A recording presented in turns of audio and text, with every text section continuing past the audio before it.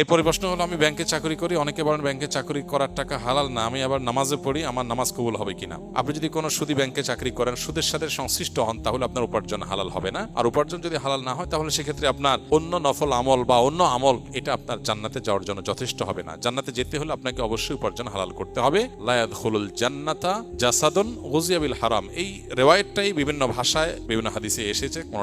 কোনটার ভাষ্যটা বিশুদ্ধ সূত্রে বর্ণিত হয়নি, তবে বিভিন্ন হাদিসের আলোকে এটা সুপ্রমাণিত যে শরীর হারাম দ্বারা গঠিত হয়েছে, যে গোশত হারাম দ্বারা গঠিত হয়েছে, সেটা জান্নাতে প্রবেশ করবে না। নবী সাল্লাল্লাহু আলাইহি ওয়াসাল্লাম পরিষ্কারভাবে বলেছেন, অনেক দূর থেকে একজন এসে কাবা তওয়াফ করে, দোয়া করে, আল্লাহর কাছে দুহাত তুলে কাবা শরীফকে সামনে রেখে চোখের পানি ফেলে অনেক কষ্ট করে সফর করে আসে, কিন্তু তার দোয়া কবুল হয় না। কেন? কারণ তার শরীর, তার কাপড় চোপড়, সম্পদ সহায় এগুলো হারাম দ্বারা গঠিত হয়েছে। এই জন্য ব্যাংকে, যশোদী ব্যাংকে আপনি চাকরি করছেন, সুদের কারবারের সাথে জড়িত আছেন, নবী সাল্লাল্লাহু আলাইহি ওয়াসাল্লাম বলেছেন, লাআনাল্লাহু আকালার রিবা ওয়া মাকালাহু ওয়া শাহিদাহু ওয়া কাতিবাহু ওয়া শাহিদাইহি, সুদের দাতা, সুদ গ্রহীতা, সুদের লেখক, সুদের সাক্ষী, সুদের সাথে সরাসরি সংশ্লিষ্ট যত মানুষ আছে, এই সবার উপর আল্লাহ তাআলা লানত বর্ষিত হয়। সেজন্য আপনার হারাম উপার্জন ছেড়ে হালাল উপার্জনের দিকে আপনাকে আসার চেষ্টা করতে হবে।